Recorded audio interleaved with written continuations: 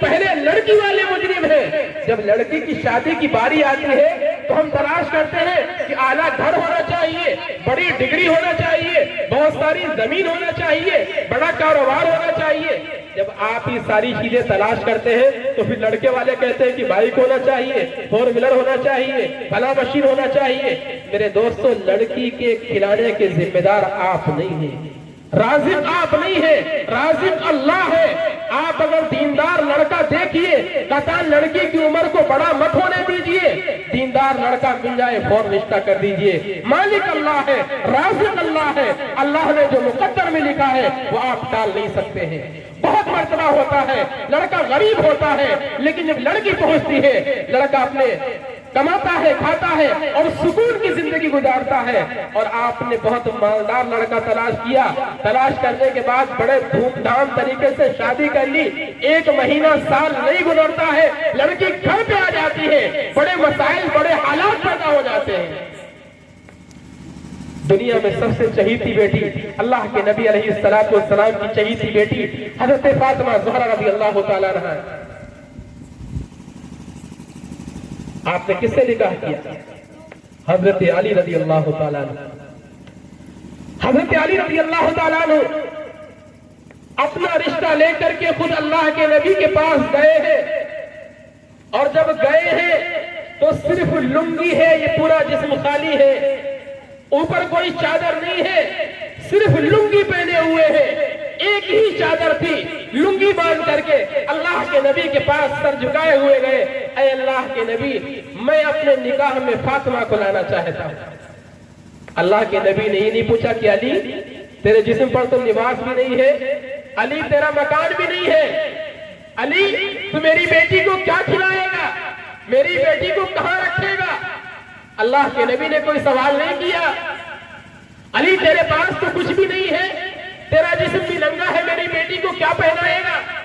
اللہ کے نبی نے صرف ایک سوال کیا, علی تیرے پاس مہر ادا کرنے کے لیے کچھ ہے. یہ نہیں پوچھا تیرے پاس مکان ہے, علی کے پاس مکان نہیں تھا. حضرت علی کے پاس میں شادی کے وقت میں کوئی کاروبار نہیں تھا, حضرت علی کے پاس کھانے کو بھی نہیں تھا. حالانکہ حالات بعد میں یہی آئے ہیں. حضرت علی رضی اللہ تعالیٰ عنہ اور حضرت فاطمہ کا جب نکاح ہوا ہے, بعد میں حالات کیسے آئے. کئی دن حضرت فاطمہ بھوک اور پیاس کی وجہ سے فاقے کے اندر رہی ہیں. اتنا فاقہ ہوا حضرت فاطمہ سے اٹھا نہیں جاتا تھا, حضرت حسن حسین سے چلا نہیں جاتا تھا. کبھی آ کر کے اللہ کے نبی نے حضرت علی سے نہیں کہا کہ علی کیا کر رہے ہو میری بیٹی کے ساتھ میں, فاقے ہو رہے ہیں, اس کو اس سے چلا نہیں جا رہا ہے, تم میری بیٹی کے ساتھ میں یہ کیا سلوک کر رہے ہو. میرے دوستو, یہ امت کے لیے پیغام تھا اللہ کے نبی کا کہ علی اگرچہ اس کے جسم پر کپڑا نہیں ہے, صرف ایک چادر پہن کر کے, لنگی پہن کر کے رشتہ مانگنے گیا ہے. اللہ کے نبی نے اپنی سب سے چہیتی بیٹی لفظ جگر حضرت علی کے حوالے کر دی. کیوں؟ علی دین والا تھا, علی دیندار تھا.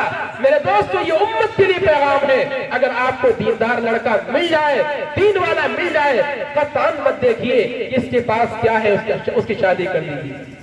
جب بڑی عمر ہو رہی ہے لڑکی کی, 20 سے کراس ہوئی, 22 ہوئی, 23 ہوئی, 24 ہوئی, 25 ہوئی, اور آپ بہت اچھا گھرانہ تلاش کر رہے ہیں, نتیجہ کیا ہوتا ہے, اچھا گھرانہ تلاش کرتے کرتے لڑکی روانہ ہو جاتی ہے. آپ اچھا گھرانہ تلاش کر لیجئے, لڑکی کسی اور کو تلاش کر رہی ہے, وہ روانہ ہو جاتی ہے.